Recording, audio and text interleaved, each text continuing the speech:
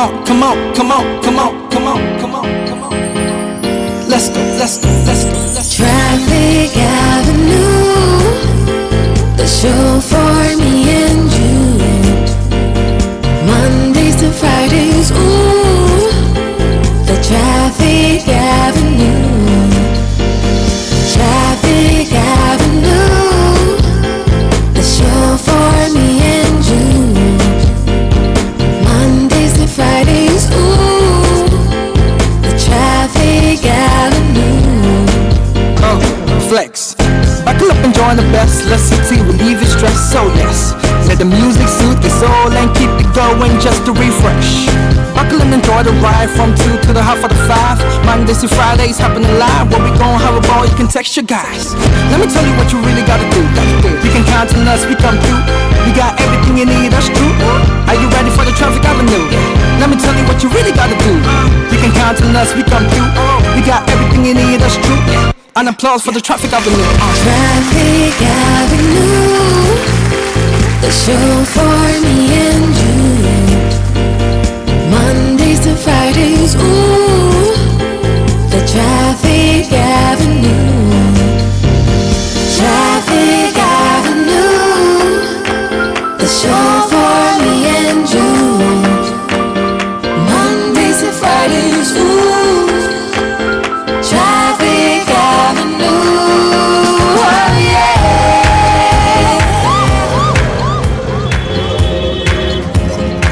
Oh yeah. 97.3. Come on, come on, come on, come on, come on, come on, come on. Let's go, let's go, let's go, let's go. Traffic Avenue, the show for me and you. Mondays to Fridays, ooh, the Traffic Avenue. Traffic Detailed news, Avenue. unparalleled coverage. City News on 97.3 FM. Eyewitness News. Be there as it happens. City News.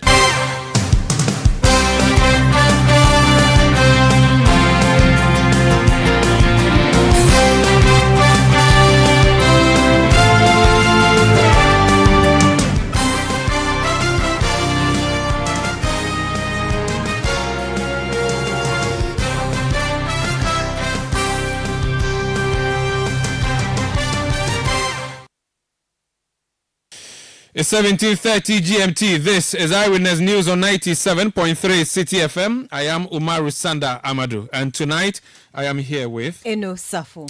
And coming up over the next 90 minutes. We disagree with whatever information that is put out there, although we haven't had any.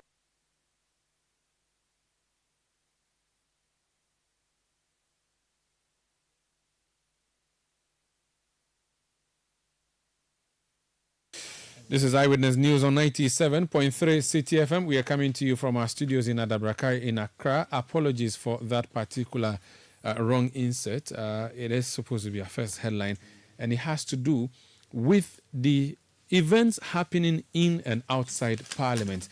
The first issue at stake tonight, let's listen to the Speaker of Parliament speaking this morning. That there's a bill in Parliament trying to give members of Parliament some, what do you call it, sirens, and also no speed limit. This social media thing, there is nothing like that before Parliament. Speaker of Parliament Alban Bagbin commits what appears to be a huge faux pas after it emerged. The statement he just made is contrary to what he himself presided over last month. Listen to him again. The Road Traffic Amendment Regulation 2024 is accordingly laid and referred to the Subsidiary Legislation Committee for consideration and report to the House. We have more on that controversial LI on sirens, which has since been withdrawn. Also coming up and still in Parliament, the House has reconstituted its standing committees, introducing new committees such as the Ways and Means Committee, as well as the Committee on Ethics. We'll be telling you who is in which committee and what other new committees have been created. And later on Eyewitness News, we take you to why in the Upper West region, where the Municipal Security Council there is calling for the deployment of more security personnel to augment the existing ones following the recent high increase in speed of killings in the municipality. Stay with 97.3 Citi FM for more on this and many other stories on Eyewitness News. And in business, energy sector players reiterate concerns over government's inability to revamp Tema oil refinery as fuel prices keep soaring. That's in 15 minutes from the City Business Desk. Eyewitness News is live across Ghana on a number of affiliate stations and across the globe on citynewsroom.com. We are also on our partner stations across Ghana, and it does not matter which part of the country you are in. You can listen to Eyewitness News. Let me give you a list of stations. In the Western region, we are on Adrian Power 100.7 FM in Takwa, Beach 105.5 FM in Takrady, and Sky Power 93.5 FM also in Takrady. In Bono region, we are on Greener 95.9 in Sunyani. In Ashanti region, we are on Focus 94.3 FM in Kumasi and Orange 107.9 FM in Kumasi. In the Volta region, we are on Revival 99.3 FM in Tajevu and VOV Radio 95.7 FM in Hohwe. In the Northern region, we are on Radio Bimbila 91.9 FM. In Upper East, we are on Quality 88.7 FM in Garu. Upper West, we are on Tungsung 97.3 FM in Wa and Jirapa 96.1 FM. We are also on YouTube. You can look for Citi FM and we are live there. We are on Facebook. We are on X, formerly known as Twitter. You can send us messages using the WhatsApp number 0549 986 996 0549 986 996. We start off with a controversial LI, which was laid before Parliament, or which was not laid before Parliament. Depends on which of the commentaries you've heard. It emerged that MPs were going to approve or watch a law to come into effect, which law would make it possible for MPs to fit sirens on their vehicles and jump the red light without being punished, because the LI, the legislative instrument that talks about regulations on our roads, would have been amended. Now, since the news emerged 2 days ago, it became a subject of controversy. This morning, the Speaker of Parliament was at an event, at which event he was asked about this new LI, and he denied knowledge of the so-called LI and the events in same. In fact, he said it was social media commentary. It was a social media commentary which he does not know about. He says, to the best of his knowledge, there was no LI before the House, known as the Road Traffic Regulations LI. Let's listen to the Right Honourable Speaker Alban Sumana Kingsford Bagbin. Today, starting from yesterday, I heard on news that there's a bill in Parliament trying to give members of Parliament some, what do you call it? Sirens. And also no speed limit. This social media thing, there is nothing like that before Parliament. There's nothing like that before Parliament. And so I thought maybe something was being done behind my desk. So I started calling all over, and all my director said no, they have not seen anything like that. I have the responsibility of admitting many of these things. Sometimes they may elude me, but I haven't seen any such bill. Then later on, I was told it was a regulation that Parliament was amended. We don't amend the regulations. We don't have the power by the Constitution to amend regulations or instruments. We don't have. So to start with, I just told the people that no, that one there, it can't be true. Because Parliament cannot amend. We have delegated, the Constitution, in fact, has delegated that power to other bodies, not to Parliament. And so when they bring an instrument, either in the nature of an LI, that's legislative, or CI, constitutional, if out of 100 provisions, we disagree with one, we are not even allowed to amend that one. We either have to throw out all the 100 or we allow it to pass. And they made sure that it is impossible for us to throw it out by insisting that you must have 2/3 majority votes to throw it out. And in a bipartisan parliament like this, it's almost impossible to get two-thirds majority to vote against an instrument, particularly because of the fundamentalist nature of politicians, not only in Ghana, in many countries. So that's the Speaker of Parliament, Honorable Alban Sumana Kingsford Bagbin, speaking today, 16th July 2024, denying knowledge of this lie on the sirens, which has become a subject of controversy on social media. And then we found this video of the Speaker speaking on Friday, June 14, 2024, on the floor of Parliament. He was, in fact, presiding, and this same issue came up. Listen to him. Honourable members, the Road Traffic Amendment Regulation 2024 is accordingly laid and referred to the Subsidiary Legislation Committee for consideration and report to the House. The Committee on Transport could support the Committee of Subsidiary Legislation with whatever material they have in order to enrich the report that will be submitted to the House. So that's the Speaker then and the Speaker now on this controversial ally. In fact, this morning, the Minister, I think the Minister for Local Government and Rural Development, on behalf of the Minister for Transport, withdrew this particular ally, which has generated controversy. I'll be getting that soundbite for you. The minority side in Parliament issued a statement quickly urging the Transport Minister to withdraw the controversial road traffic amendments regulation. So as you heard the Speaker there, when it was laid, he referred it to the Subsidiary Legislation Committee, and then also asked that the Transport Ministry, Transport Committee could make some inputs. The man who chairs the Subsidiary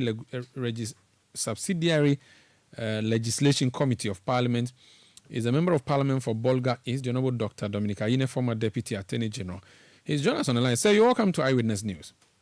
Thank you very much, Umaru. I'm not going to invite you to engage in what the Speaker may have or may have not said, but how does your committee deal with bills like this when they are brought before the House? And again, until now, I think your committee is about the one or two committees that are chaired by minority side based on your standing orders. Talk to us about how you work with other committees when a new law is being proposed, and why does it have to come to your committee and not other committees? Okay, thank you very much. First of all, I need to clarify something. I listened extensively to the clip that you played, regarding Mr. Speaker's statement this morning. The Speaker was right. There was nothing before Parliament titled MP siren legislation or subsidiary legislation to permit MPs to use sirens and then not obey speed limits. All right. The instrument that was laid was the Road Traffic Amendment Regulations.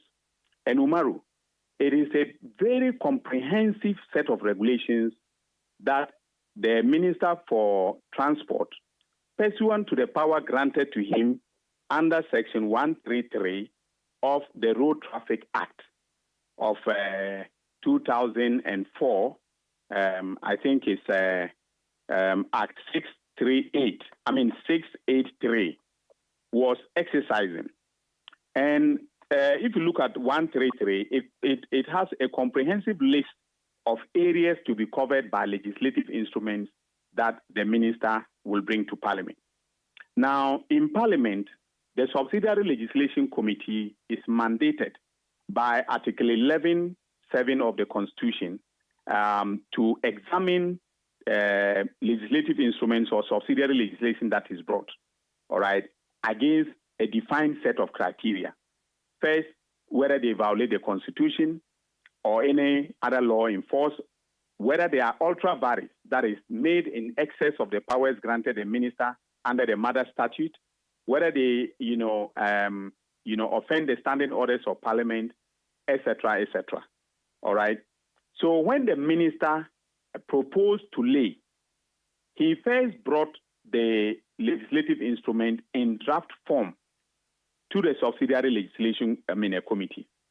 Now, the committee, after extensive deliberations, made a number of proposed amendments to the instrument. And the reason why the committee was able to do that, despite what the Mr. Speaker was saying, and I'll come to explain why Mr. Speaker was saying that you cannot amend. The reason we were able to do that is because that is a pre-laying consideration. Okay? At the pre-laying consideration, members can make proposals, and we have done that, across various sectors. All right? The Energy Commission, for instance, last year brought us 23 instruments. We made extensive revisions because some of us on the committee are, experts in the areas. Some of us are lawyers. We know the constitutional, implications of certain provisions in regulations. We know the case law and can make the point that a particular regulation is, going to go against what the Supreme Court has said about, subsidiary legislation and so on and so forth. So we usually make very extensive, input.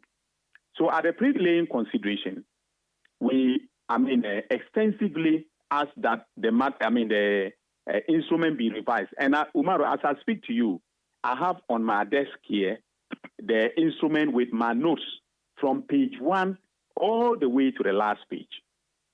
Now, it is not as if when they came, this was an instrument about sirens and speed limits. The instrument covers registration of vehicles. It covers weight and the issues about the net weight, of vehicles that have to be registered, licensing procedures, speed limits, and so on. And so it's very, very comprehensive. But it also sought to amend Regulation 74 of the existing regulation. That is, LI 2180. All right, in order to exempt certain categories of officials, from the speed limits when their vehicles are fitted with a siren for purposes of being able to travel fast enough for purposes of an official function or the conduct of official business. Okay, of course, that included the presidency, the vice president, the chief justice and superior court justices, the speaker of parliament, then ministers of state and so on. Now, it was at that point in time that a member from the government side raised the issue as to whether, why MPs were not included in the list of people who are entitled to use the siren, and then not to, in the course of using the siren, not to, obey speed limits. And when it was raised, okay, around the table, all the members were of the view that if you take ministers who are drawn from parliament, they are our colleagues in parliament, okay? And so it doesn't make sense to say that they can, when they are in a hurry to get to an official function, they can use a siren and they are not entitled, they are not limited in terms of, the speed at which they can go, but that we are, as parliamentarians limited, okay? That was the argument that was made. Subsequently, as chairman, okay, I asked the ministry to take account of all the proposals that were made, including those that I as chairman also noted and asked that they should make substantive revision to the instrument. Okay, that also included whether they will amend proposed regulation the revision of regulation 74 to add MPs to the list. All right. So I asked that they should, go back and consider all the amendments that have been proposed by the committee. And they went and did. Now, Umaru, when they did, they sent it back to the committee for us to vet every amendment that has been proposed. Okay, so it was not about sirens and speed limits. It was about everything that had to do with this particular instrument. So I had to, together with the secretariat, go through the hundreds of amendments that were proposed at committee and to ensure that those were, incorporated before the final instrument was laid. I see. So The minister took this back to the ministry, worked with the Attorney General, incorporated all the revisions, and then brought it back. So that is how come that the first video that you played, where Mr. Speaker was referring the instrument to my committee, if you go back, on that day, I had insisted, that I have not seen the amendments that were suggested by the members. And then they said they had written to my secretary. So we got the instrument, we got the the letter and the instrument, and we went through before we came back to the floor, and then said that they can go ahead with the laying of the instrument. So this is what happened. Now, when the instrument is laid under Article 11.7 of the Constitution, it matures into law after 21 sitting days.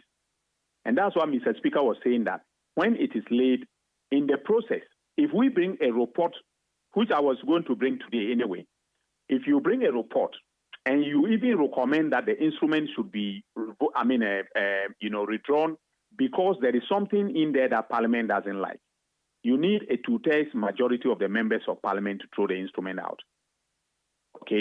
And of course, as Mr. Speaker was saying, in a hung Parliament of the kind that we have, even when we had in the 7th Parliament, a significant majority by the MPP, they didn't have 2/3 majority to be able to throw out, an instrument. So the point I'm making is that the workings of that committee, people have started, people said we were the ones who, brought an amendment. We didn't bring an amendment. The amendment of the road traffic regulations was brought by the minister, as is the case, because once Parliament, passes an act of Parliament, Parliament then delegates the power to make subsidiary legislation, or a legislative instrument, constitutional instrument to appropriate institutions. To appropriate institution, and when that institution brings it, it is laid, and then it takes 21 sitting days for it to become. Let me just get a few things clarified. Yesterday, I spoke to your colleague, a member of the Transport Committee. The suggestion was that it was your committee that proposed the inclusion of MPs to the list. From what you said to me so far, you appear to have affirmed this view that as of the time the Transport Minister brought the LI to the House, there was no mention of MPs. Rather, it was when it got to your committee that members of your committee around the table, including yourselves, proposed to the minister to add MPs. Is that a fair rendition of what happened? Yes, it is a fair, rendition of what happened. What then that means is that you are, and when I say you, I mean your committee and yourself, are the persons who really are the ones behind sirens for MPs, and not necessarily the minister for transport. Let me put it this way. All right, when the issue was raised within our committee, it was a proposal. The minister was not, compelled to take account of that proposal. He was not under any compulsion. It was a proposal. We asked a question. A member asked a question. I don't want to go into which member it was, but the discussion came from the government side that why are MPs not on the list? And by the way, it was the social media, angst was not against only MPs. It was also about MPs and ministers. But it was mostly MPs. Well, whatever because ministers currently use, motorcades or dispatch outriders and all of that anyway. So, but the speaker, the president. It's unlawful. But if they use an outrider, that's not unlawful. So we do know that the speaker uses that, the president uses the vice. Yes. And I think the Chief Justice. But now there's an introduction of justices of the Supreme Court and MPs, 275 MPs, whether or not they are ministers. That is where the public angst is coming from. And I'm saying that, and I'm actually suggesting to you now, that you are possibly the reasons that people are angry, not what the workings of the ministry was. At the point where members of the committee raised the issue, all right, it was a suggestion. And the minister took that into account and brought back the regulations with, members of parliament as part of the class of persons, that could use a siren and that were exempted. But the important thing is that, the minister has listened to the public regarding what has happened. All right. The members of the committee were in parliament today when the minister proposed to withdraw. All right. And none of them insisted that the withdrawal should not take place because we needed to, continue to maintain what has been, laid in parliament. Okay. So we are in a democracy. A public opinion at some point in time is against a measure. And the elected representatives of the people, take an action, in consonance with what the people have said. They should be applauded.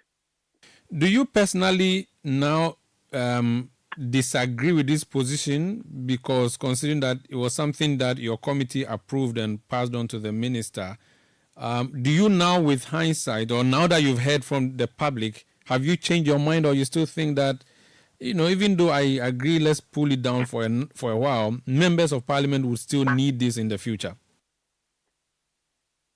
And I'm asking this because someone has just drawn my attention to the fact that you apparently were on the state broadcaster, I don't know when, today or so, and you were justifying the position. So I'm asking if now you've changed your mind or you still stand by it. They had asked me what the rationale was, all right, for wanting MPs, to have this privilege, okay? And I was just trying to explain the rationale. I didn't say that personally, I didn't say that personally. My position is that MPs must be given, sirens and be exempted from speed limits. Okay. Okay. I never held any position. The point is that it came before my committee. I'm the chairman of the committee. All right. So I will take responsibility on behalf of my members. Okay. And that is what I have explained to you, that yes, we, it was the proposal was made. The minister and his technical staff listened to us, and they went back and did as we suggested. Okay. But Umaru, the important point is that let the public understand that this was not just about sirens and speed limits for members of parliament. It is a comprehensive instrument, okay, that will lead to the improvement of the road traffic situation in this country, including the registration of vehicles and the licensing of vehicles, okay, and so on and so forth. Very well. So we did a lot of work on that. It was not just about sirens and then, speed limits for members of parliament. Unfortunately, but as chairman of the committee, all right, I take responsibility for everything that the committee has done. Unfortunately, those are the ticket items that people are running with, and you can't blame them. Those are the issues that jump at them. The issue of traffic, the traffic lights jumping or jumping the red light and the sirens. I spoke to your colleague, in fact, two of your colleagues yesterday. They told me their position. I spoke to your colleague NDC side today, the Honorable Samuel Okudzeto Ablakwa. He said he would be part of 2/3 majority that would vote against this if you came to it. I know that is a moot point now, but what's your personal position? Do you agree or do you disagree that MPs, all of you, 275, should carry sirens in town? Wailing, by the way. Yes, but Umaru, I have told you that at the committee, I never took a position, okay, as I always do, and I have not publicly taken a position on this matter. So you are not going to get me to take a position on it. And I'm not, me, I'm not a coward. No problem. If I had a position, I would have told you. Very well. But I don't have a position on it because I'm indifferent. Okay. I don't use a siren, and I'm not worried about not using a siren as a person. Okay, so I'm indifferent as to whether MPs are granted a right to use the siren. Very well. Finally, you explained to me in the beginning that my analysis of what the speaker has done, which I suggested was a faux pas in itself, and that what he said today was justified because as of the time he was laying it. Are you suggesting that as of the time that he was reading what he read on the floor in June, there was no mention of sirens, so he's justified today if he says there's no airline on sirens? Please clarify that for me. Umaru, the problem is that the public sometimes assume certain things because what they see on TV, gives them a broad picture. all right, when an instrument is brought to Parliament, okay, before its introduction, members do not have copies. Mr. Speaker doesn't have a copy. All right. So when it is introduced, then the table office will make copies for members for their consideration. So at the time Mr. Speaker was speaking, on the 14th of June, he did not know the substantive content of the instrument. I knew because at the pre-laying, we had considered the instrument. But Mr. Speaker doesn't partake of the pre-laying of an instrument, a consideration of an instrument. So Mr. Speaker wouldn't have been in a position to know whether there were sirens and speed limits included in the instrument. So he shouldn't have then said today that there's nothing like that in social media commentary, which is not true. No, because it was apparently. It's the road. No, because it was the road traffic. Regulations 2024 that were late. All right. Which contains, among other things, a gamut of issues, including sirens for MPs. And you know that hundreds of instruments are laid in Parliament. So the Right Honourable Speaker might have, forgotten the fact that there was a road traffic amendment regulations that were laid, okay, in Parliament on the 14th of June. Okay, because it's the way it was also couched, the debate in the social media was that an amendment to grant them, MPs, the right to use sirens and not to observe speed limits. Okay, but that was how it was, couched on social media. Honorable former Deputy AG, you see, I'm saying that there's an airlight that the Speaker referred to your committee. It's a universal set that includes so many things, such as sirens for MPs, which is what the Speaker referred to you in June in the open in the House of Parliament. So for him to say today that there's no such thing in the House, he should have said he was not aware. But to say that there was no such thing in the House when it was apparent it was, and it was contained in the items that were delivered, that would be a faux pas. You should agree. So I am telling you that the reason why Mr. Speaker would have made that statement is because when an instrument is laid, he doesn't know the substantive content. And it was misrepresented in the media as an instrument to amend regulations to give, MPs, the right to use sirens. But how is it a misrepresentation when, in fact and indeed, that is one of the things that the law was going to introduce? So how is that a misrepresentation? Is it true that the law, if amended, would allow MPs, Chief Justices of the Supreme Court at all, to carry or have sirens on their vehicles? Yes. If it is, then it's not misrepresentation, no? No. Maybe I would say this, that the impression was given that the central purpose of the instrument was to effect this change in order to allow MPs to use sirens and not to observe, speed limits. Okay? I believe that is why Speaker did not avert his mind to the fact that there was a road traffic amendment regulation before the House. Very well. Thank you so much for speaking to us, sir. Thank you, Maru. That's the Honourable Member of Parliament for Bolga East and Chairperson of the Subsidiary Legislation Committee of Parliament, the Honourable Dr. Dominic Ayine. He's former Deputy Attorney General. This is Eyewitness News on 97.3 Citi FM. When we come back, we'll still stay in the Parliament because the House has revised its standing orders. And in the standing orders, there's also now a revision of standing committees. And we have a total of 43 new standing committees of Parliament. Every MP would be in at least one committee. And the interesting new thing is the names of some of the committees. For instance, there's a Ways and Means Committee. There's also a Committee on Ethics. We'll find out what that means. Now, another interesting thing, as many as 17 committees are chaired by the minority side, the NDC, 17, MPP chairing 22 committees.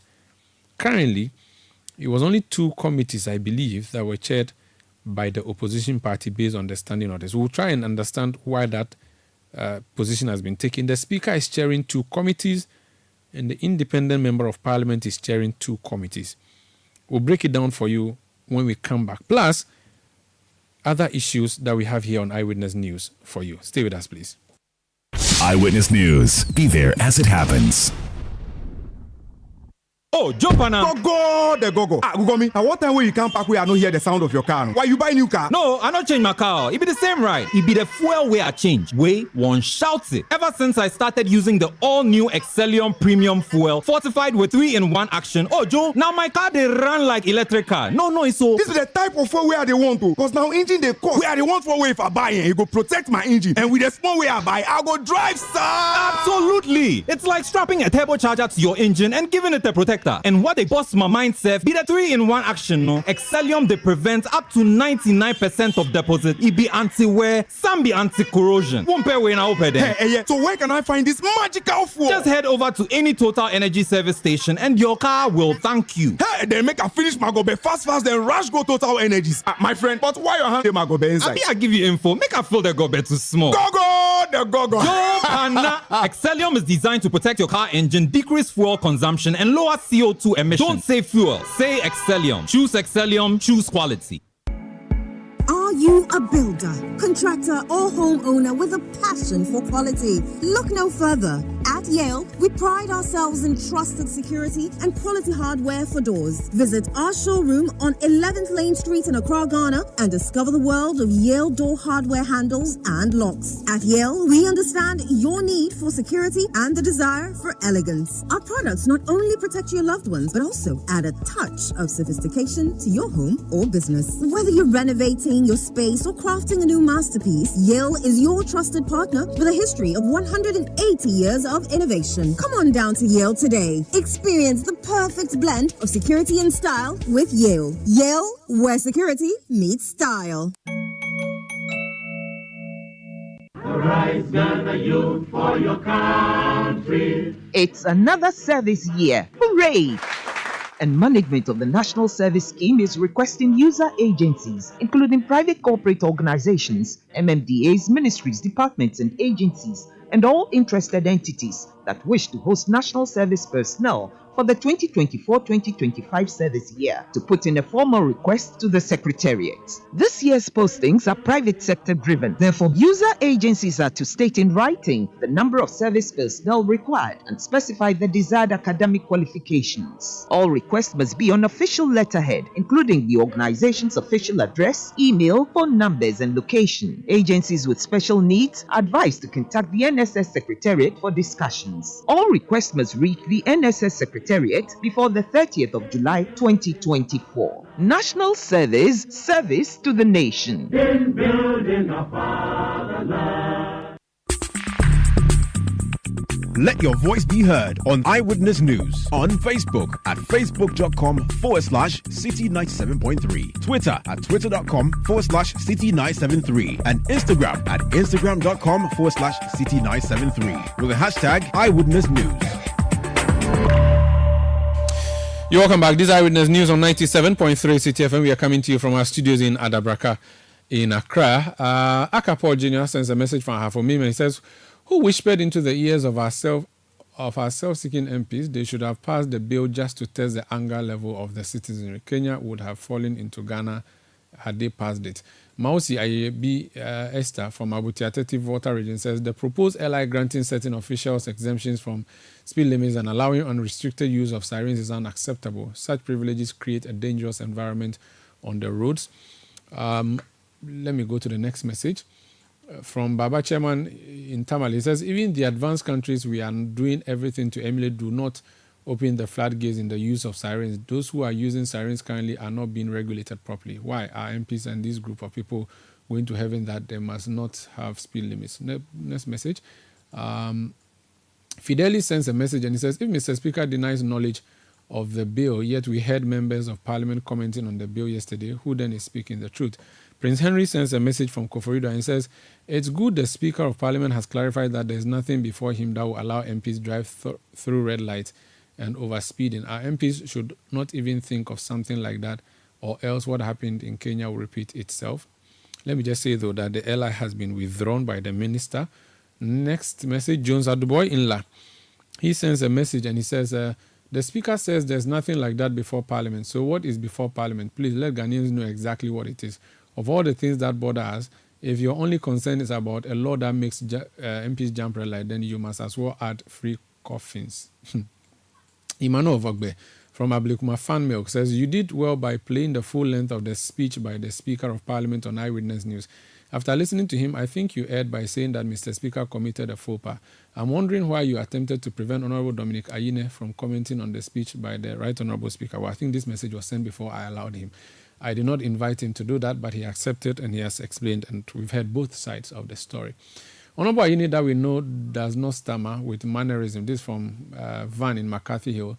When talking on good days, but today, why? He's not been, I can't use that word you've just said, he said.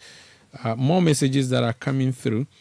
DJ says, please let the man know the MP is not the same as minister. The MP we voted to go and serve us and not to come and take us for granted.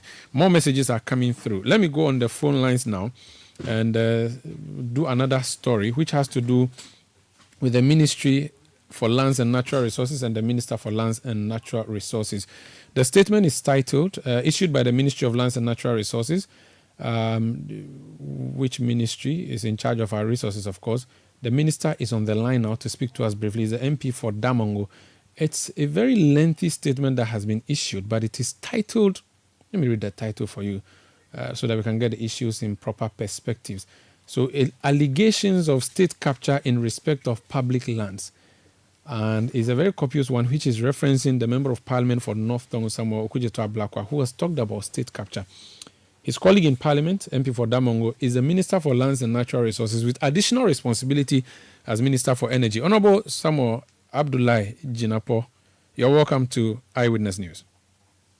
Thank you very much, Sanda, and good evening to your listeners, your cherished listeners. Good evening to you too. I noticed that in your statement you took steps to underline various issues that your colleague had alleged state capture. So he talks about the parks and gardens lands at cantonment. You have refuted that. He talks about, let me just look at the several other issues. The judicial service lands, you've spoken about that. So let's take it step by step. Are you saying that everything he has said is untrue, or there's some clarification that has to be done for the prison service land at Roman Ridge, for instance? You talk about that, and several other issues. Parks and gardens land at Wa. In fact, he says that has also been looted. The Du Bois Center, he talks about that one as well. Then you have given a conclusion at the end. So let's talk about step by step. What are your answers specifically to these issues? Well, thank you very much for the opportunity to speak to these matters. And I want to just lay an initial premise, which is that my attitude to matters of transactions relating to public lands when they come up for scrutiny is always to welcome them. Because you see, when it comes to the management of the lands and natural resources of our country, it's a collective exercise. It's a collective effort. So myself as a minister, the ministry, my officials, the legislature, parliament, in this case, the Honorable Ablakwa and co, and my colleagues in parliament, the media and all of that, we all have a collective responsibility to ensure that these resources are managed properly and managed within the framework of integrity in a manner that serves the people of Ghana. Because let's face it, these are the properties of the Ghanaian people, by the dictates of our national constitution. So when my colleague made those allegations, I said, as I've always done, let us assemble the facts. And what was the allegation? The allegation was that this current government, the Akufo-Addo government, is sold various parcels of public land. And he then concluded that this is all part of the grand scheme of state capture. So I said, let's assemble the facts. And the specific allegations which were made by him, I mean, those that have come to my attention, suggested that the parks and gardens lands have been sold. And when you go into the records, you will see from the 11-page, 59-paragraph statement I have issued that the specific portion of land at the parks and gardens was sold or leased, whichever way you put it, was sold or leased as far back as, just give me a second, please, as far back as 29th November 2016 to a company called One Terim Company Limited on 29th November 2016, Interim Company Limited, having bought this land, having acquired this land, then assigned its interest to a private company called Danny Ike Real Estate Developers Company Limited. Well, does that constitute state capture? I'm not going to get into that kind of argument. I'll leave it to the jury out there, and I'll leave it to those who have some level of sophistry in these matters. But was this land sold under President Akufo-Addo, and therefore to arrive at the conclusion that President Akufo-Addo and his government are engaged in state capture by selling public lands to their cronies? That is palpably false. It's not correct. The records are there, and I said the records all out. So that's on Parks and Gardens, WA? On Parks and Gardens. It was sold on 29 November 2016. We all know who was president of this country on 29 November 2016. I'm not going to say it. It was President Mahama who was president. Okay. And does that constitute state capture at the time? I don't know. But was it sold under President Akufo-Addo? Probably no. The Judicial Service land, which he says judges have been thrown out, and that has been a matter which has been... He said they are even in court. They've gone to court to protect the land. True. That's all of that is true. But my friend, that land was sold as far back as 13 July 2015. It's a simple check. Everybody who knows a bit about... Repeat the date again, please. It was sold, a lease was granted to Frames Oil Company Limited as far back as 13 July 2015. I'm very familiar with this transaction. I had to go to the Chief Justice multiple times for meetings on this matter. I've written copy letters, back and forth correspondence between my office and the Judicial Service on this matter. This land was sold as far back as 13 July 2015 to a company called Frames Oil Company Limited. 2015, 15 or 16? 15. Okay. 2015, 13 July 2015 was when a 50-year lease was granted to Frames Oil Company Limited. You will find it in a statement that I've just issued. And so, Du Bois Center, for the records we have at the Lands Commission suggest that there's not been any transaction relating to Du Bois Center. That's the records I have from Lands Commission. So he said Du Bois Center has been leased for 50 years. You don't have any records? Well, I don't have any such records. If he's kind enough to furnish me the records, I'll take a look at it. But I deal with records, and the repository of records when it comes to lands in Ghana is the Lands Commission, and all this information I source them from the Lands Commission. And that's always been my attitude. When these matters come up, the first thing you have to do is assemble the facts. What are the facts? And in many cases, when you assemble the facts, you get shocked like I'm shocked here. When it's been said that lands are being sold under this government, when those lands were sold, when Mr. Honorable Kujuto was the minister. Very well. So that's Du Bois Center, that's the answer you have. Let's talk about prison service land at Roman Reach. Yes, prison service land. The records I have suggest that the transaction was entered into in 2005, way back in 2005. And then you have the Parks and Gardens lands at WA, which transaction took place in 2019, the reason for which have all been stated copiously in the statement that I've issued. But even I think the last one will be the Parks and Gardens land at Cantonments. What is the status of that? No, in WA. That one is Parks and Gardens lands at WA. Okay. That's C. Okay. Yeah, that was I think that was concluded on 27th January 2020. But obviously the process even began way before 2020. Okay, there's another one. If you look at paragraph A, the Parks and Gardens land at Cantonments is in your statement. Yes. That talks about the DVLA area, the land opposite DVLA. Yes, correct. Yeah. You're right. That was concluded on 29 November 2016. Okay, so that's the point so it's the same as the one in WA? No, it's different. The one in WA is Parks and Gardens land in WA, which I say was concluded in 2020. Okay, that's 2020. 2020. Okay, so that's during your government's era. Yeah, that's during my government's era. Okay, so if we were to extrapolate, it's been set out. So if we were to extrapolate all the lands that you have been mentioned, apart from the Parks and Gardens land in WA, which your government was in power or is in power as of the time it was leased, every other parcel of land that has been discussed was in the past, going way back to John Kufuor's time. Correct? Yeah, that is correct. Okay, can you explain the WA one, which would be the one you can respond to because you are in government now? Well, first of all, not that it matters. This transaction took place before I became a minister. Now, but be that as it may, the point is this. You are never to come to the conclusion that any time public land is leased for private development or to third parties, that transaction is to be frowned upon. Not at all. You have to look at the merits. You have to look at the reason for the release of those lands. I'll give you one classic example.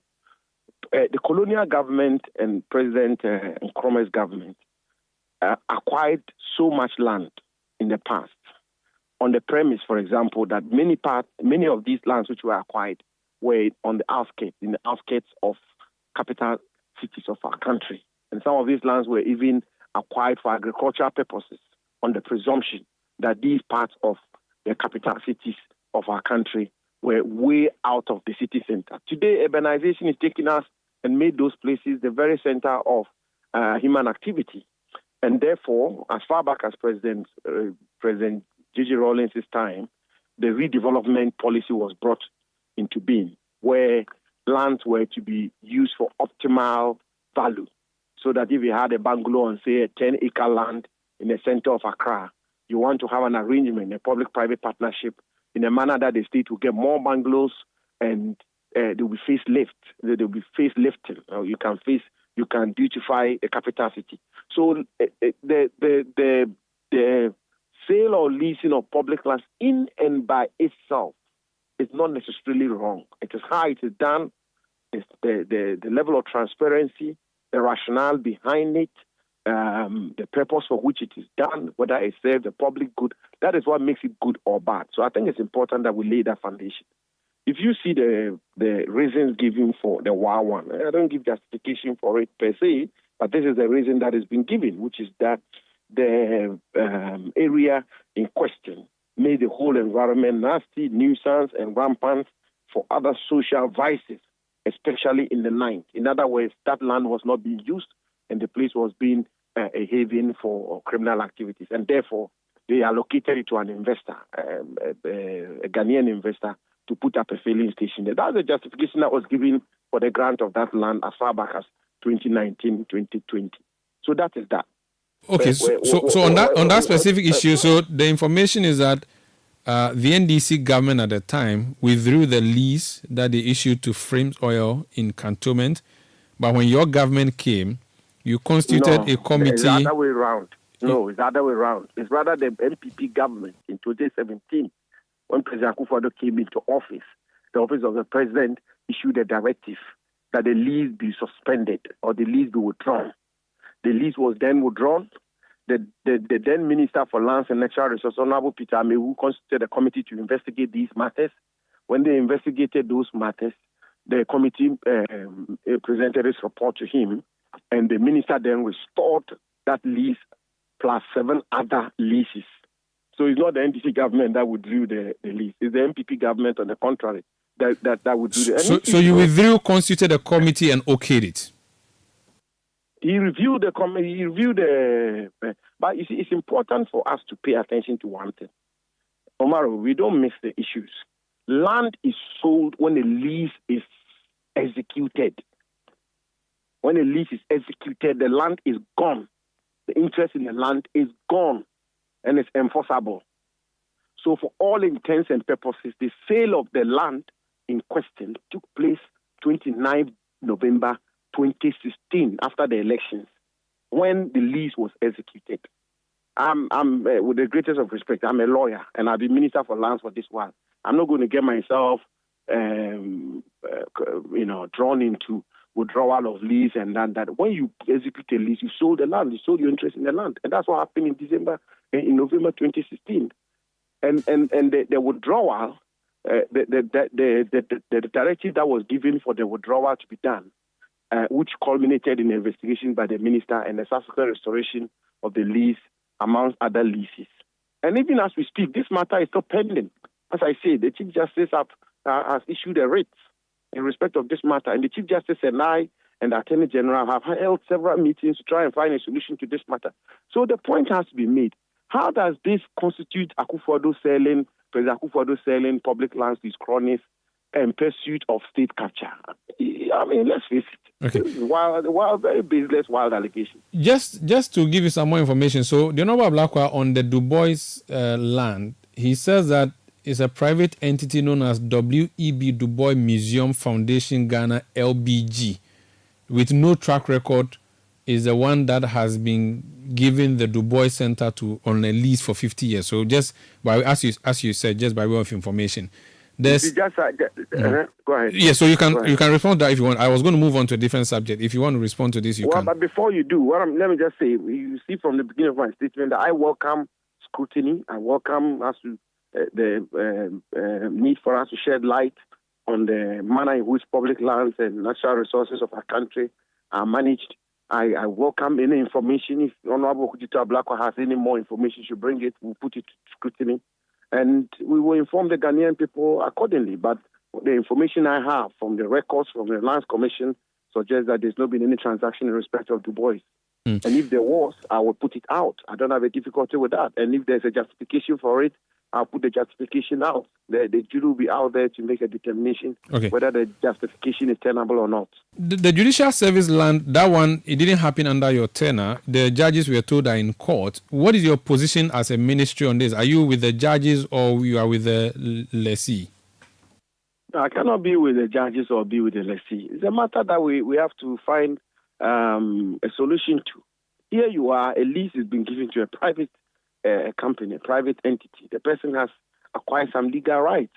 And then you have the interest of the judiciary, very legitimate interest of having a situation where they are accommodated properly. So as I say, the Chief Justice issued a writ. The Chief Justice is at his instance, we've held a couple of meetings. We have actually constituted a technical committee to go into this matter. I've nominated a representative from my ministry. Attorney General has a representative. The judiciary has their representative. Let's wait for them to conclude on their matter. What I'm just trying to deal with now is that it is not correct. It is completely false. The allegation the Honourable Member of Parliament is made. That is totally untrue. I think that my brother Okudzeto Ablakwa should just, if I were him, I would just say that on this occasion, he probably was misinformed. Very well. Two issues before you go. The Teshi firing range. There was information. In fact, I saw the former, I think, is it secretary to former President Mahama, Bendoche Malo, say that has been sold. I saw him write that on Facebook, that the Teshi firing range has been sold. And then there's a story here that the Osu Traditional Council is asking government to cease encroachment and the illicit sale of Osu stool lands to private developers. Can you respond to these two so we can call it a night? No, we can. We can take a look at these things. But as you just with the Honorable Okudzeto allegation, never swallow these things. Hello, Honorable. Hello. Apologies. We lost the Honorable Minister for Lands. He actually had told us before the interview that he was in motion. He was driving outside Accra, so the network may not have helped us. Do we have him? No, we've lost him. This is Eyewitness News on 97.3 Citi FM. We are coming to you from our studios in Adabraka in Accra. Up next, Eno has a story for us from the Upper West region, the issue of killings. We'll talk about that. And then on Point Blank, we'll tell you, we'll talk about the issues of the WA story, the WA killings. And then we'll come back on Point Blank and tell you who is chairing which committee in Parliament, the reconstituted committees. Please stay with us.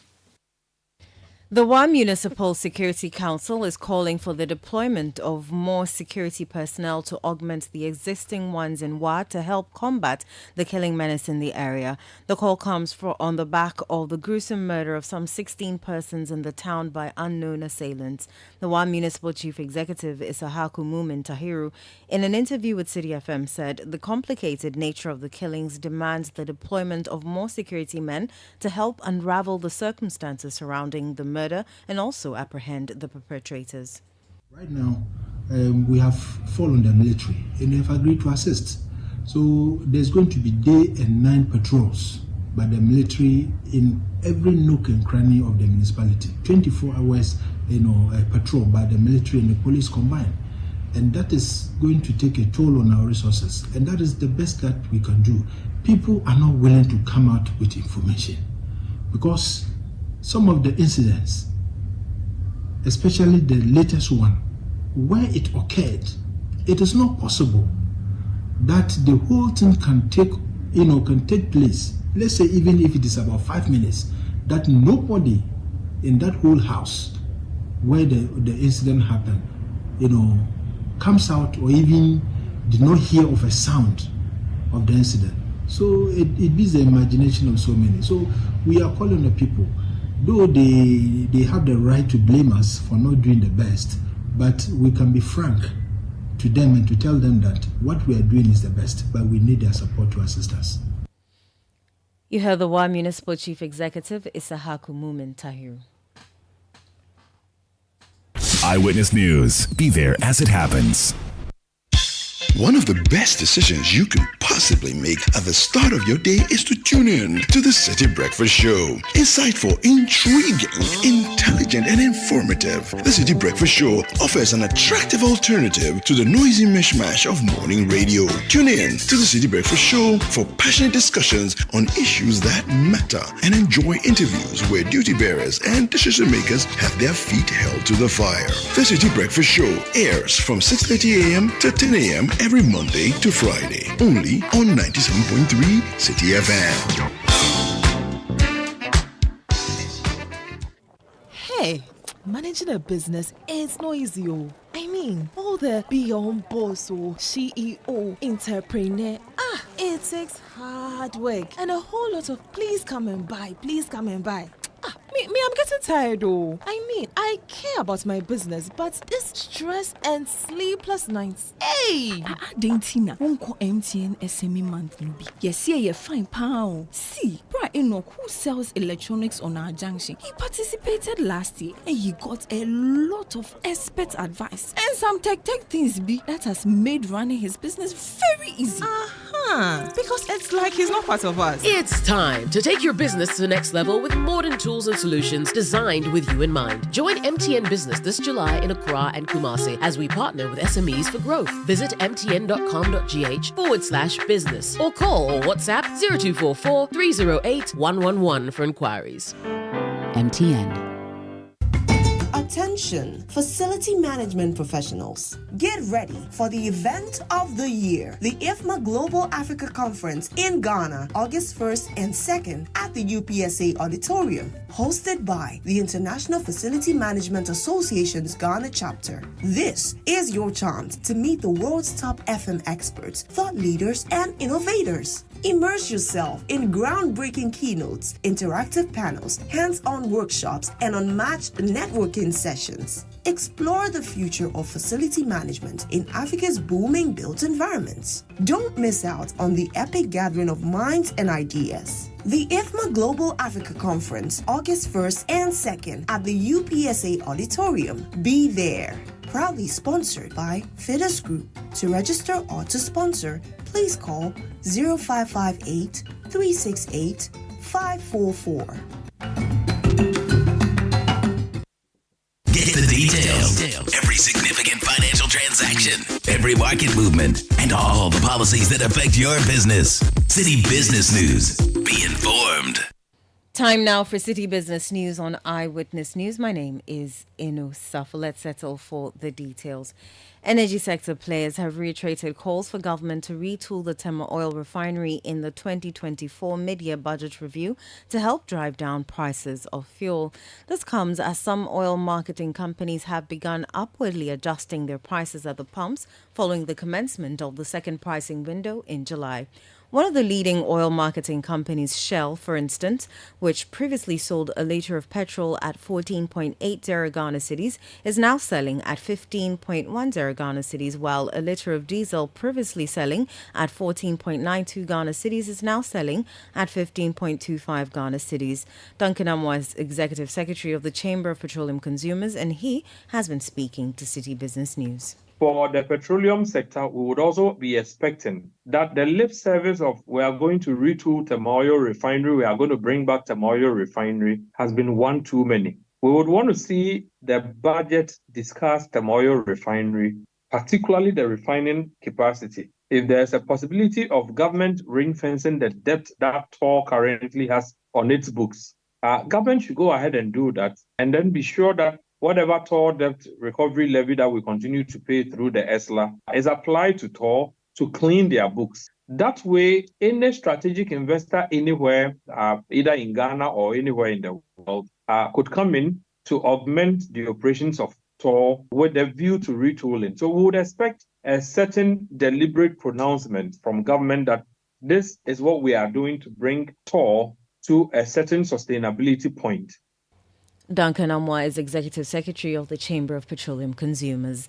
The board chairman of the Ghana Revenue Authority, Joe Garte, has revealed that the authority has so far met its mid-year target for 2024 and has also done same with its VAT digital enrollment of 600 businesses. Speaking at a familiarization meeting with the leadership of the Methodist Church of Ghana, the board chairman of the GRA explained that despite the limited time available to the government and the daunting demands imposed by the IMF conditions, the GRA will endeavour to dutifully deliver on its mandate to ensure the necessary revenue targets for the year are met.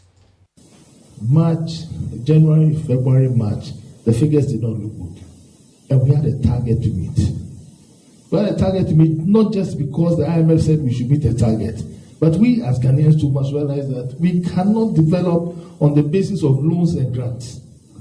That we have to raise our revenue. Our revenue. We have to be able to pay taxes so we can demand accountability for our governments.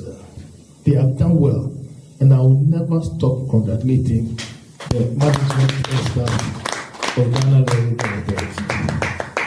It was not only in terms of revenue generation that they met targets. For example, there's a policy of digitizing the collection of VAT. VAT is not your money. VAT is government's money. You are an agent for government, collecting money on behalf of government. You heard the board chairman of the Ghana Revenue Authority, Joe Garte. The Commissioner General of the Ghana Revenue Authority, Julie Essiem, also expressed confidence that with a new board and management in place, the Ghana Revenue Authority will exceed its 2024 target.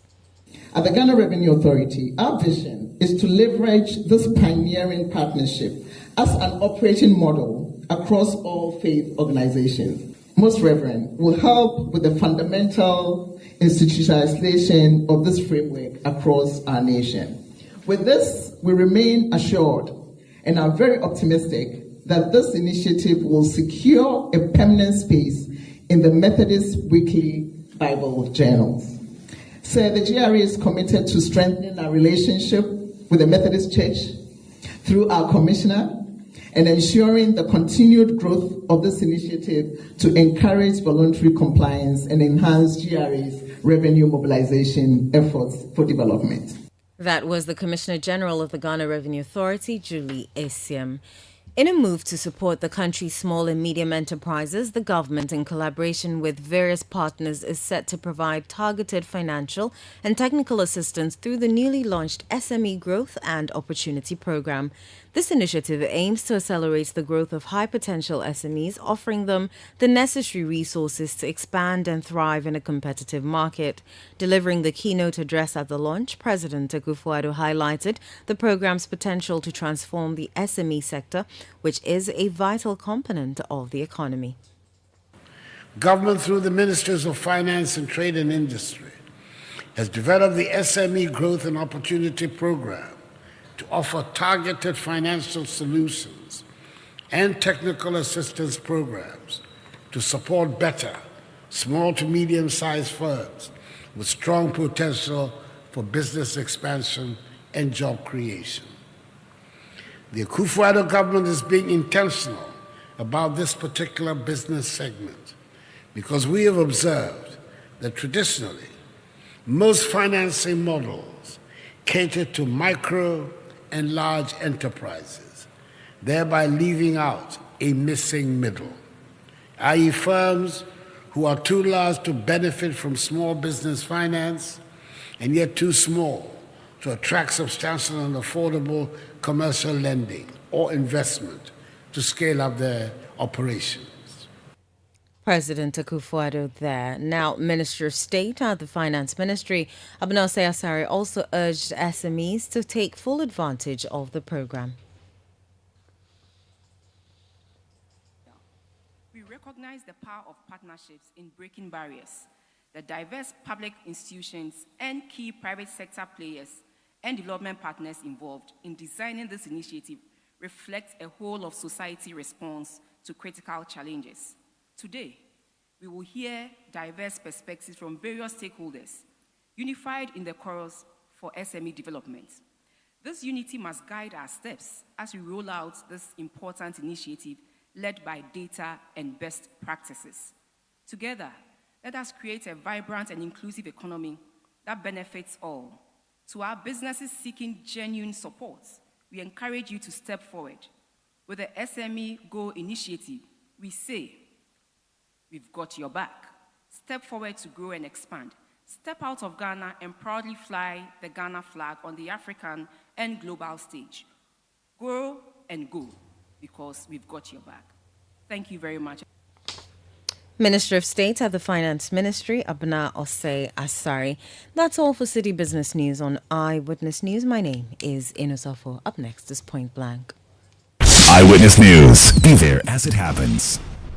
Oh, jump on now. Go, the go. Google me. At what time when you come back, we are not hear the sound of your car? Why you buy new car? No, I not change my car. It be the same ride. It be the fuel way I change. Way one shouts it. Ever since I started using the all-new Excellium Premium Fuel, fortified with 3-in-1 action. Oh, Joe, now my car they run like electric car. No, it's so. This is the type of fuel where they want to. Because now engine they cost. Where they want for way if I buy it, it go protect my engine. And with the small way I buy, I go drive, sir. Absolutely. It's like strapping a turbocharger to your engine and giving it a protector. And what they boss my mind self be the 3-in-1 action, no? Excellium they prevent up to 99% of deposit. It be anti-wear, some be anti-corrosion. Won't pay when I open them. Hey, so where can I find this magical fuel? Just head over to any Total Energy service station and your car will thank you. Hey, then make a finish my gobe fast, then rush go Total Energies. My friend, but why your hand my gobe inside? I give you info. Make a fill the gobe too small. The go.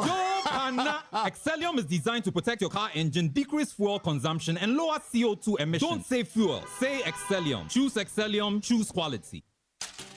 Are you feeling tired after a hard day's work? Have you lost your appetite even for your favorite dish? Viral Blood Tonic is a nutritionally balanced, pleasant-tasting tonic fortified with iron and vitamins to boost your appetite and energy levels for high performance. Viral Blood Tonic, easy to take and good for the whole family. Viral from Danex Iting Starwin PLC. If symptoms persist after 48 hours, consult a physician. This advert is FDA approved.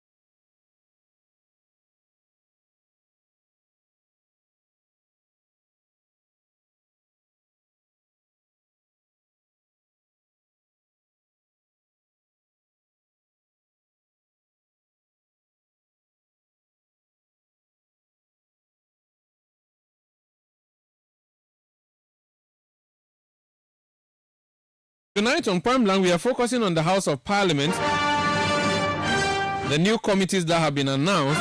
But talking about new announcements, the Office of the President has just made an announcement. The appointment of a board chairman of the Electricity Company of Ghana. Don't forget, Herbert Crapper was the chairman of the ECG board.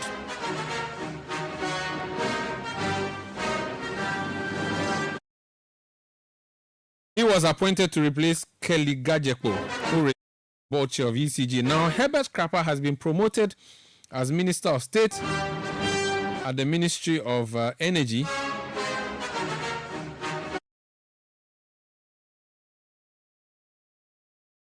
Following his promotion, the president has had to appoint a new chairman of the ECG. So the president's announcement says the President of the Republic has nominated Honorable Alexander Kwamina Apenyo-Markin, MP, Member of Parliament for Efutu in the Central Region, as the chairman of the Board of Directors of the Electricity Company of Ghana Limited, the company, kindly take the necessary steps to give effect to the President's nomination in accordance with the Companies Act 2019, Act 992, and regulations of the company.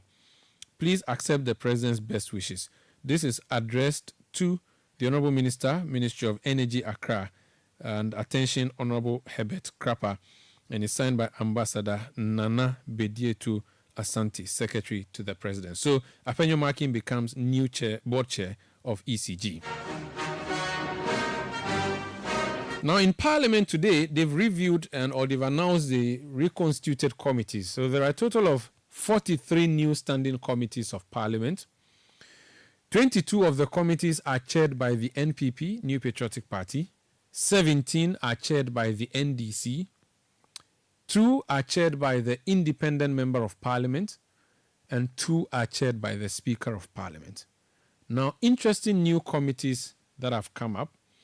The Committee on Selections, which does its constitution, chaired by the Speaker, issued a statement and a report announcing this and said that it is the recomposition of the committee is imminent for the expeditious consideration of referrals and conduct of parliamentary business, and then talks about the chairman and chairpersons of the committees, saying that it adhered to the Standing Order 210 and determined the chairpersons of the committees based on the ratio of 138-137. So following the evenly split house, the committees, you would also notice, has more minority MPs chairing, as more than it used to be in the past. So let's look at some interesting names and some interesting committees that have come up. Sami Yafi is our correspondent at the presidency. He's in studio. He's my producer on Eyewitness News. He's joined me. So Sami, we have 43 committees. Let's just run through some of them quickly. The standing committee, the one on selection, which actually constituted this, is chaired by the Speaker of Parliament. It's always been the case. The business committee is often chaired by the majority leader in Parliament. So Alexander Afenyo Markin is chairing that particular committee. No new thing there. The ranking being the minority leader. Then the appointments committee, again by the laws of the House or by the statute, is chaired by the first deputy speaker. I think by the standing order, is chaired by the first deputy speaker of Parliament. So Joe Oseusu is doing that. Also nothing new in there. Committee on privileges and immunities, that's also chaired by the first deputy speaker, Joe Wise. Let's look at Standing Orders Committee, that also chaired by the Speaker of Parliament. So those appear to be committees that have always been there, even in the past Parliament or in the old Parliament and even in the old Standing Orders. Again, Committee on Subsidiary Legislation, that one is also chaired by a minority MP. So Dr. Dominic Aine, MP for Bolga East, former Deputy AG, is chairing that. Again, not very new. The House Committee, that's chaired by Frank Anodompre. He's majority chief whip, MP for Nsawama Dwejiri. I'm not sure if this is a new committee or not. I think it's a new committee. We didn't have a House committee in the past. So I think there's a new committee. So the vice chair being Kwame Gavins Agboja, who is also the minority chief whip. Now there's a new committee for petitions. Talk to us about that. So this is a new committee known as the Committee of Petitions. It's chaired by Honorable Daniel Ohene Dakun, and the vice chair will be Kwabna Minta Ayiko. Other members of the committee will include Adams Abdul Salam. It's a very tall list. We cannot because there are 17. So the chairman is Daniel Ohene Dakun. He's an NDC MP. Yes. So this committee of petitions is chaired by an NDC MP, and the vice chairman being Kwabna Minta Nyaku. And the ranking member on this committee is Honorable Joe Gate, who is an MPP MP. And the deputy ranking is Honorable Abudu Larbazu, member of Parliament for Wale Wale, who is also an MPP member of Parliament. Good. Let's look at the next committee, Committee of Office of Profit. That has always been in existence. Always been there. Yeah. So this one is chaired by the only independent member of Parliament and Deputy Speaker, Honorable Andre Siama Amuakun. So that is not very new there. Let's go to the next committee. Committee of Assurance, which is there already, but then there's been some changes in the leadership there. Mm-hmm. Remember Honorable Samuel Kujatua Blakwa used to be the ranking on the Foreign Affairs Committee. Yeah. Now he's been made a chairman of a committee, which is the Committee on Government Assurances. Now, the work of this committee is to ensure that the promises ministers of state and the rest make in Parliament, for instance, maybe there are urgent questions or questions are filed in the House that government is going to do this and this. The job of this committee is to ensure that those promises or these promises that government officials made on the floor of Parliament are really carried out with. So Honorable Okudzato Ablakwa is going to be the chair for this committee. Interesting. The vice chair is his neighboring MP or his neighbor MP, who is my MP for Shai Osudoku, Linda Obinewa Oklu. So she's the vice chair. And the ranking is our friend from Yendi, the Honorable Omar Farouk Aliu Mahama, deputy being Patrick Bano. Now, finance committee has always been there. Some changes have been done, but there's a new committee that's been created. So Patrick Yabuama, our MP for where Channel 1 Television is chairing this committee. Carlos Ahinkra, my senior anchorite from Tamasco, vice chair, and ranking being Isaac Adongo. So that hasn't changed much. Public Accounts Committee, again, based on standing orders, James Kluchaveji is the one chairing that committee, a committee chaired by the opposition party. And then we have Committee on Economy and Development, which is a new committee that has been created. So this one, again, interestingly, Committee on Economy and Development is chaired by an NDC member of Parliament for Cape Coast North, Honorable Kweku Ricketts Hagan. A former deputy finance minister himself. And also a former central regional minister. So he is chairing that committee, and his deputy is Elvis Morris Ama Poma Boatin. And the deputy ranking is Elvis Morris Dankwa. Let's look at the next committee. What committee Which do you is have? the Committee of Ethics and Standard. This is a new committee, and it's chaired by Honorable Andrew Esiama Amwako, who is the chairperson. The deputy chair is Alexander Jan. The committee is made up of 15 members, and this is a new committee that was formed by the speaker, chaired by Honorable Andrew Esiama Amwako, who is the second deputy speaker of the House. The vice chair is Alex Jan.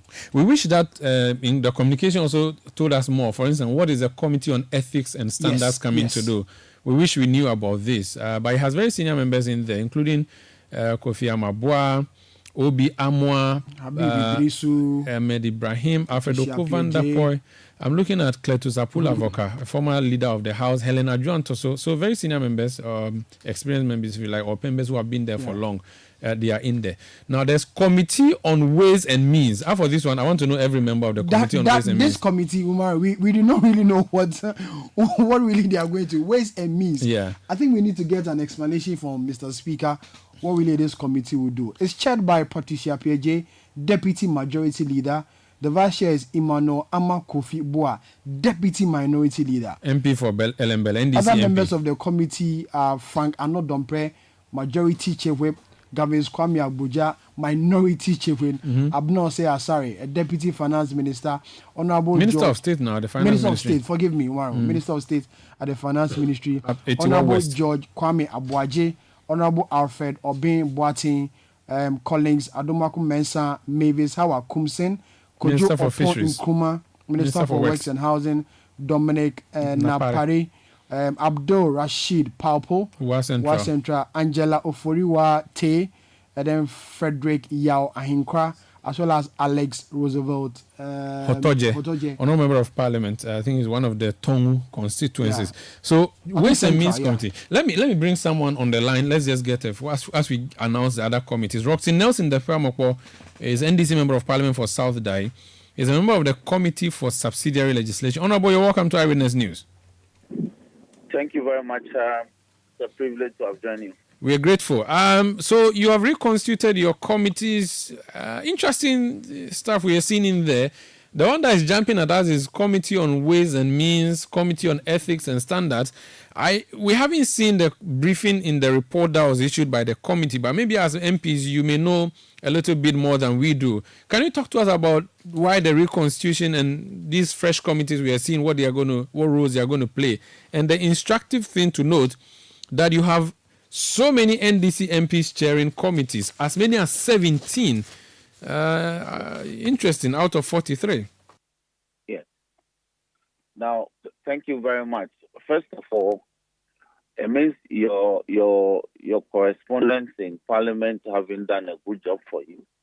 They ought to have informed you that since January 4th this year, we have adopted the new standing orders standing orders which governs rules, procedures, and practices in the House. So the standing orders based upon which these committees have been formed is about 7 months old. So for anybody to say that these things were done out of the blue, it's completely misleading. We actually haven't said that. In fact, we all spoke to the majority leader, I think 2 weeks or so ago, where he told us about the reconstituted committees based on the new standing order. So this is something we have communicated. We just want to learn from you.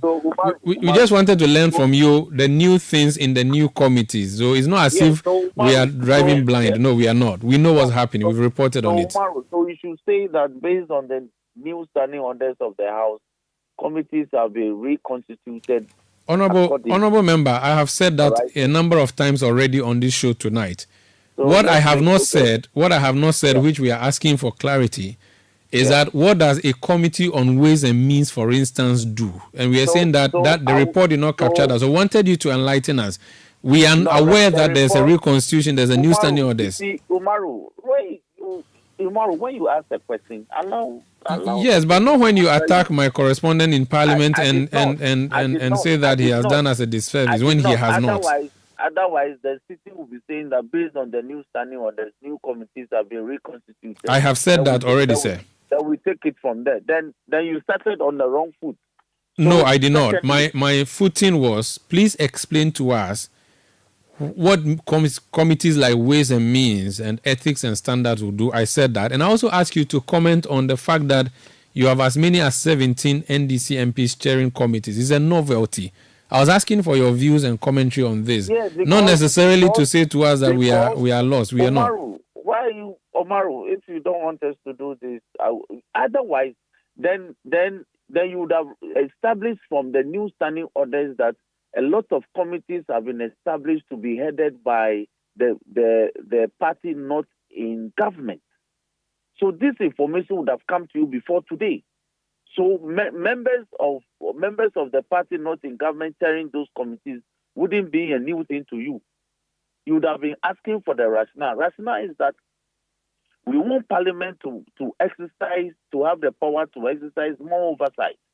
The complaint or the criticism against the old standing orders is that a lot of the committees that are supposed to check government and government agencies are headed by members of Parliament who belong to the party forming government. So more often than not, Parliament is not able to assert itself in terms of exercising oversight. So Parliament is departing from that formula to now ensuring that a lot of the committees that are supposed to have oversight of the agencies and the ministries are chaired by members of the party not forming government. So they will have the stronger hand to demand accountability. That is the essence of what has happened today. We appreciate you for the explanation. And then too, the committee of Ways and Means used to be the committee that exercised oversight over such bodies as the Electoral Commission, as NCC, as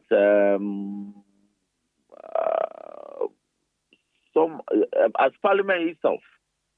So it's now called Ways and Means. It doesn't mean anything apart from that.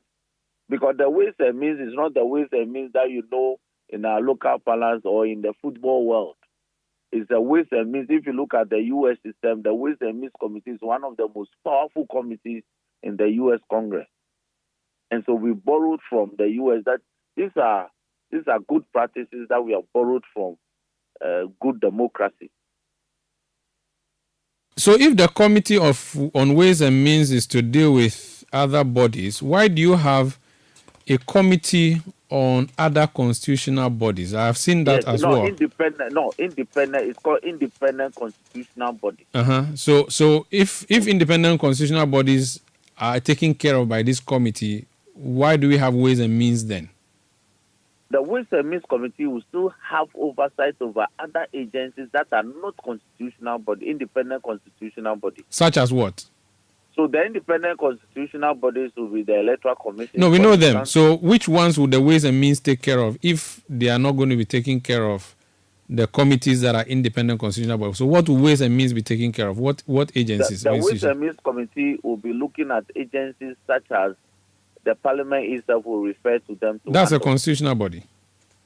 Yes, no, not the constitutional bodies. The constitutional bodies will now have the independent constitutional bodies committee exercising oversight. But there are a lot of other agencies that Parliament exercises oversight over. Very well. Let's leave it here. Thank you so much for speaking to us. It's my pleasure. That's Roxy Nelson Eched Dafamokwa, is MP for South Dai. So there's Committee on Ways and Means. We've given you the list there. We have a Committee on Private Members Bill, Private Members Motion, the chairperson being Joseph Ose Owusu. We have Committee on Human Rights, chaired by Elizabeth Ofosu-Ejari, also an NDC MP. Yeah.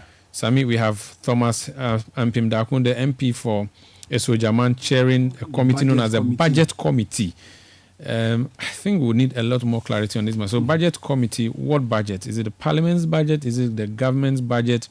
If it's a government's budget that is presented by the President through his Minister of Finance, why is an opposition party member the one chairing? I don't know. I think these are issues that, because the ranking is now Honorable Giftina Ayele Mensah.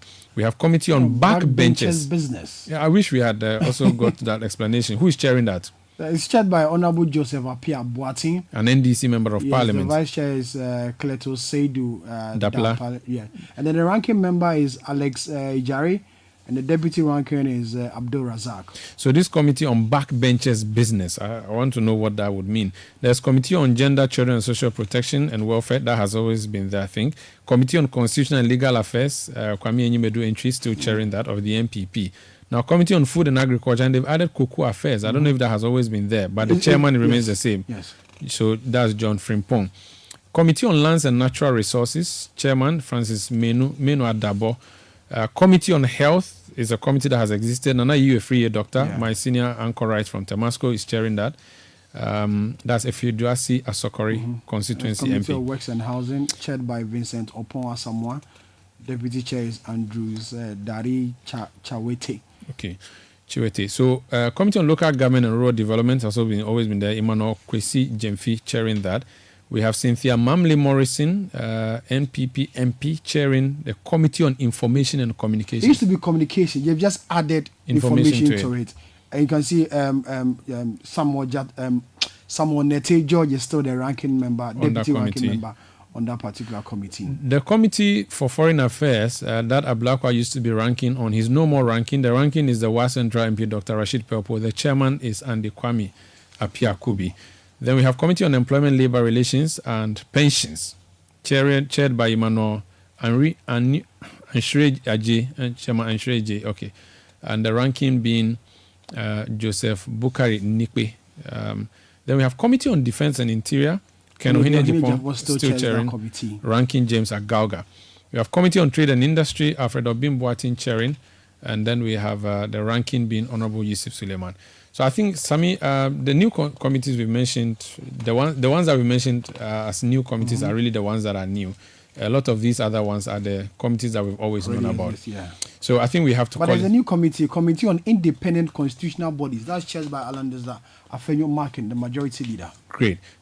So we have that Parliamentary Affairs Committee, we have Judicial Committee, Committee on Chieftaincy and Religious Affairs, Committee on Security and Intelligence, Committee on State Enterprises, Committee on Water and Resources Sanitation. So these are, if you go to our website, citynewsroom.com, a lot more of the details that you're looking for would be there. But that's how we end tonight's edition of Eyewitness News.